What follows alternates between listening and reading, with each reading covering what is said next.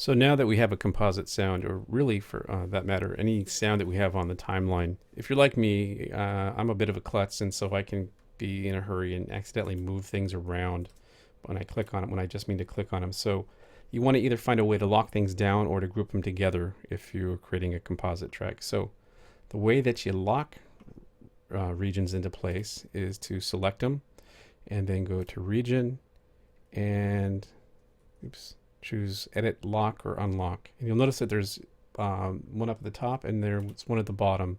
So the time lock unlock prevents you from accidentally moving it back and forth, just like it sounds. And I don't know if you can see it, but right here I have a little lock icon on my track, I'm sorry, my region.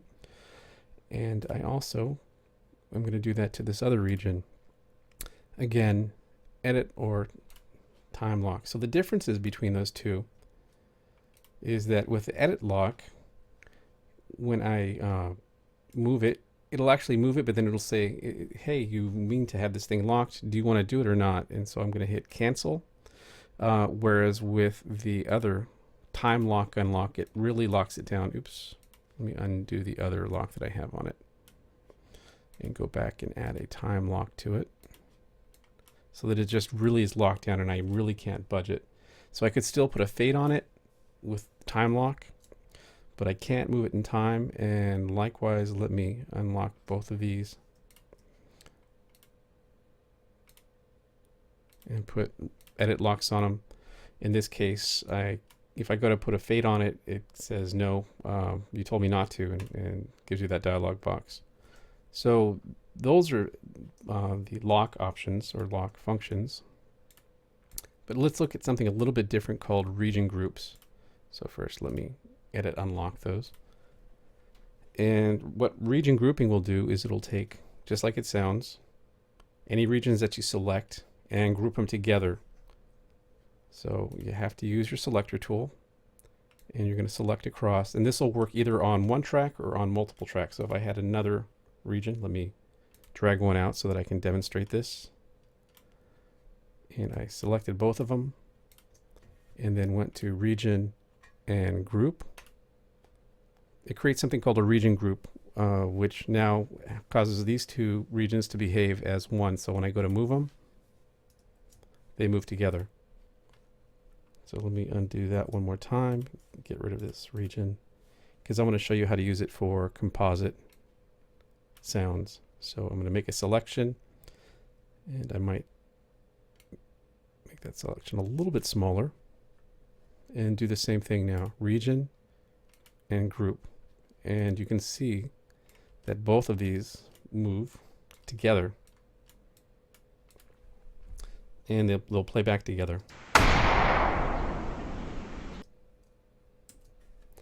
So let me save that. And if I want to, I can take it and I can rename the region group just as I would a track or a region, a regular region.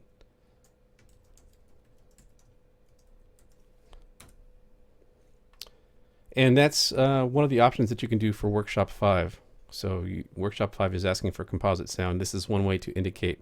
The other way that you can indicate a composite sound is, so I'm going to ungroup these. And I'm just right clicking and then choosing ungroup, or I can again select it and go region and ungroup. You'd want to take them and lock them in place so that they don't move. And then make a selection. I'm going to hit my enter key on the keyboard to bring up my memory locations. And I'm going to put a marker and call this composite sound, so that I have an indication where you have placed it in time. I think that the region groups is probably easier. It's less steps. Either one will work. Again, you just need to remember that region groups, you can break them apart and edit them and then regroup them again. So let me demonstrate that. Let me take these two and I'm going to duplicate them by pressing my Alt key while dragging them across. And I'm going to time unlock them and then create a group. Now again, say that I needed to come in and maybe extend part of this. So I would go to region, just need to select it, region, ungroup. I'll go in, make my edit.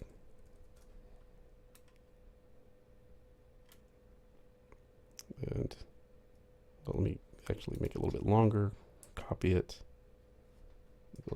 make an edit, drag it out.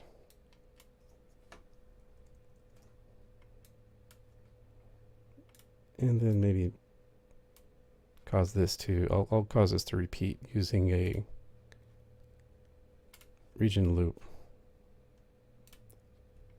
And I'm going to just have it repeat until the next region happens, and I'll have it crossfade just a bit.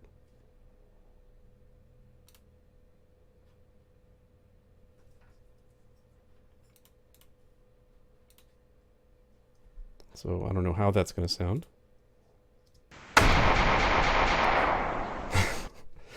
Doesn't sound that great, but just now for proof of concept, I'm going to select all of these sounds and go back to region and choose regroup, and it goes back to just as it was, and if it had a name it would have reassumed that name. You'll notice also looking at our regions list that region groups have a slightly new symbol that we haven't seen before. So instead of our sideways Christmas tree, we get kind of a negative or reverse image of the sideways Christmas tree.